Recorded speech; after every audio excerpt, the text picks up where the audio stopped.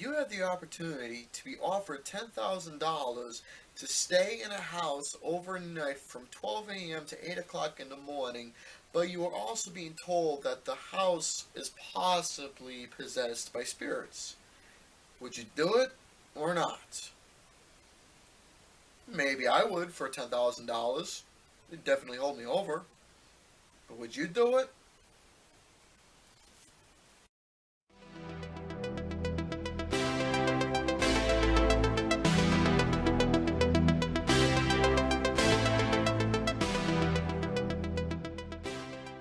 Horror to me is one of the most ingenious genres out there. In fact, it's my favorite genre of all time in the world of cinema. Storytelling, characters, suspense, scares, good guys, bad guys, monsters, slashers, you name it. There's so many various types of horror out there that was just absolutely brilliant back in those days, all those years ago. But we're going to the 1950s, and we're going to be talking about a particular, you can say, horror film that is just a bit of a mindfuck that focuses on the whole concept of hallucinations, going hysterical, thinking what's there and it's not there, taking the whole stereotype concept of the whole haunted house thing, a chandelier falling on somebody, a fucking ghost of a woman coming out, and a ghost of a man, a monster's hand, seeing a fucking woman hanging and coming, seeing a woman literally rising from somewhere and spooking through the window using a noose as a scare tactic.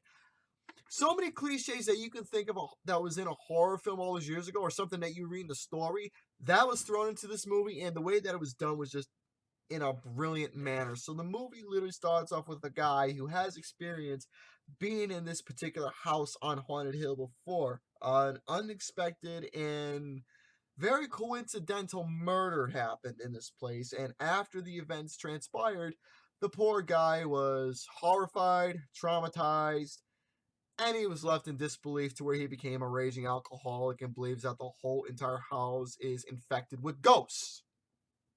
So he was returned back along with four other people who all share something in common that has to do with their host, uh, Frederick Lauren, who was played by none other than, you guessed it, Vincent Price. And to me, Vincent Price is my all time favorite actor when it comes to these horror films from back in the day. I mean, you can say that Bela Lugosi, Boris Karloff, Lon Chaney is the godfathers of horror because they are. But Vincent Price is, to me, one of the biggest names out there that was just a man who had class. That's what made him so fucking special in these movies. Whether if he played in this one, House of Wax, The Last Man on Earth, The Raven, The Mask of the Red Death, House of Usher, The Tingler. Some of them, those are some prominent names that I can think of where Vincent Price was just absolutely outstanding. But however, this particular film was the first Vincent Price featured film that I actually saw that just made me fall in love with his acting, his performance alone, and his whole entire perspective. This man alone, just his voice, the calm nature he has, those looks he gives you, the seriousness of the demeanor that he gives everybody. You buy into his role. You believe in the character that he is portraying as. However, all of his characters that he's playing, all of his films, he just had class. And that's what makes him such a phenomenal actor. But in this particular one, since he's playing the host of this little house party that's going on, the rule of this little game is quite simple. As the guests come in, they all get acquainted for the next 2 hours, 9 to 11. But once midnight hits, they're there for the rest of the night. And they can't leave till 8 o'clock in the morning. So, since the whole entire speculations of ghosts are going on in this little haunted house on Haunted Hill, if they are able to go to their rooms, stay through the night, not being spooked at all, they're able to walk away with $10,000 in their pocket. If they don't want to stay once midnight hits, they leave and they can't get paid. But if they stay in their rooms, not even bother at all with all the spooks that's going to be happening throughout the night, supposedly, then they will get the $10,000 in the morning. So Simple little process, but goes a long way. Because the thing is that on the side note, Vincent Price and his fourth wife have a little bit of a confrontation that is happening on because he is suspecting that his wife is going to kill him at some point because Vincent Price's character had three other wives. One ended up going missing, the other two were ended up, well, deceased afterwards. And this fourth one, well, she doesn't want to end up that way, so she's suspecting Mr. Lauren to be thinking that he is going to kill her. However, it's the other way around also. So there's a bit of a scenario going on between the two characters that is very interesting, and you could say the main focus point of the whole entire film. So as the film progresses, you got your two characters, you got the one dude and you got the one lady who ends up getting poorly just spooked throughout the whole entire movie. She fucking sees a severed head. She sees the ghost coming out. She sees blood dripping down from the ceiling. She almost got cracked by the chandelier literally within the first 5 minutes. The one dude thumped his head on the wall. The one lady, she also had blood on her hand. One guy was seeing the doorknob getting turned and speculating that there was shit going on. So all of them, at least one time, ended up getting mind fucked. But however, the poor lady who was the secretary to Mr. Laurie, she got fucked with the most. Why? Because she was, a pretty lady, sensitive target. And then you obviously got the one dude, I believe, I forgot what his occupation was, but he's the handsome guy who ends up with a pretty girl at the end of the film and being the protector and all that other stuff. But you got all your supporting characters who end up playing a prominent role throughout the whole film. The one dude is an alcoholic. He's the first thing you see in the movie when his head pops up explaining exactly about House on Haunted Hill, getting you right into what the movie's going to be about. And that's one thing that I liked about this film is that it doesn't do no bullshit, no punches with showing the title card or the credits of who's playing it and so on and so forth, along with a score in the background. It just goes right into what the scene is. It shows you exactly who the characters are, what their purpose is, what the story is going to be, and boom, drives you right into the movie. Not pulling any punches or beating around the book, just getting straight to business.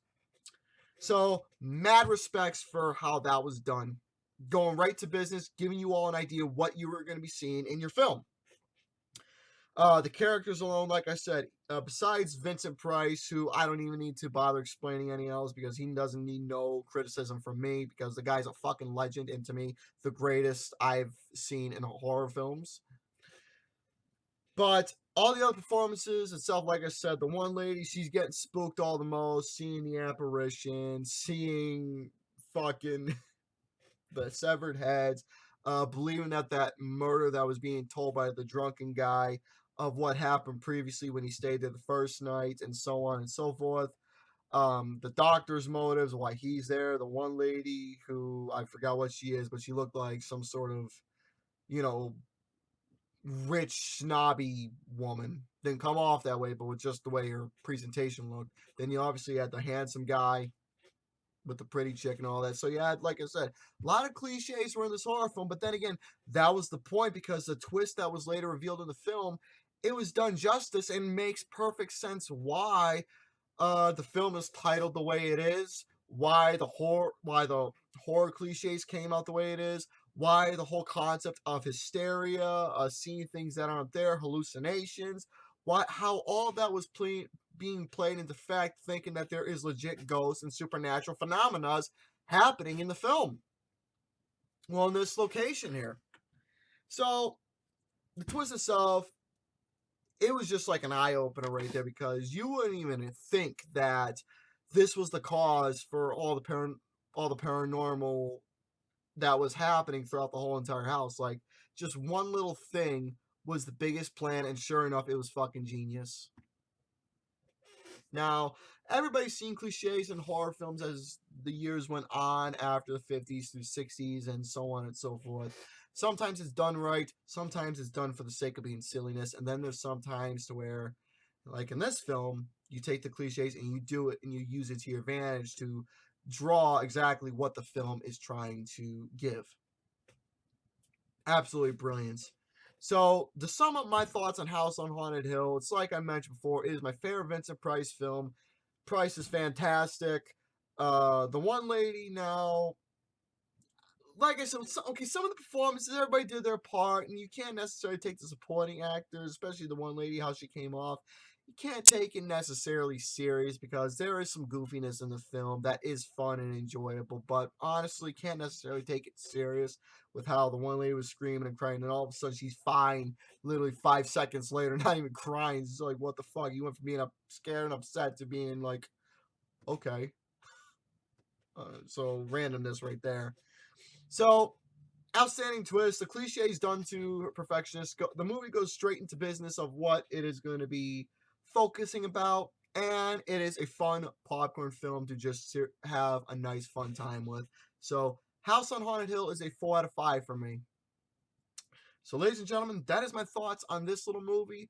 Let me know down below, what is your favorite Vincent Price film? Have you seen House on Haunted Hill? With that being said, ciao for now.